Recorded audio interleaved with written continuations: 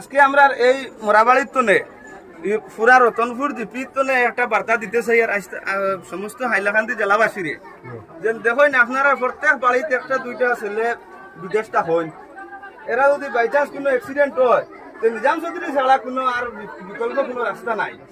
যার কারণে আপনারা নিজাম চৌধুরী কোনোদিন ভাউরিবা না, কোনোদিন ভুলিবা না।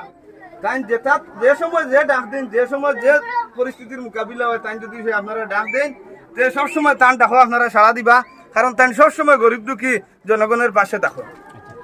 আর একটা কথা মনে করো, বেঙ্গুরের যে বড় সংগঠনের যে টিম আছেন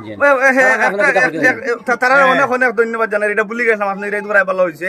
বরাক যুব সংগঠন হইয়া যেন আমরা বেঙ্গুরে একটা সংগঠন আছে, তারা অশেষ ধন্যবাদ জানাই। আর কারণ তারা অনেক সহযোগিতা করে। বেঙ্গুর যদি সে কেউ ডেড বডি থাকে তারাও অনেক সাহায্য সহযোগিতা করে, সুবিধা করিয়া দেয়, প্রবলেম সলভ করিয়া দেয়। আমিও সাদুল্লাহ ভাই যেন বরাক যুব সংগঠনের সাদুল্লাহ বাইরে তাহলে বিশেষ করে ধন্যবাদ জানাই। আর তাই একটা সংগঠন করছেন বরাকবেলির মানুষের লাগে, অসহায় দরিদ্র মানুষের লাগে যেন একটা সংগঠন করছেন।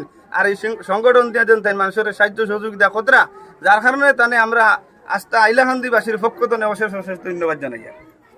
আমিও এই বেঙ্গুলোর বরাক সংগঠন যেগুলো সাইদুল্লাহ ভাই, উনিও আমাদের এই ডেড বডির খবর পেয়ে ওনার একটা টিম এই হসপিটালের মধ্যে উনি ফাটাইছেন বা এরা যতক্ষণ তত্ত্বাবধানে এরাও আমরা সাহায্য করছে। আমরা নিউজ পত্রিকায় বা কোনো গ্রুপও দেখছি যে বরাক সংগঠনে আমরা এই লাশে বেদান সহযোগিতা করছে। তাই আমরা এই বরাক সংগঠনকে অশেষ ধন্যবাদ জানাই যে আমাদের আসামবাসীর যতগুলা ছেলে বেঙ্গুর আছে, যে কোনো সমস্যার তারা এটার একটা সহযোগিতা করে। আমরাও তারার উপরে দোয়া রইব, আর কোনো সহযোগিতা লাগলে বরাক সংগঠনে আমরা যোগাযোগ করলে আমরা ওখান থেকে তারা সহযোগিতা করি। এই বলি আমরা।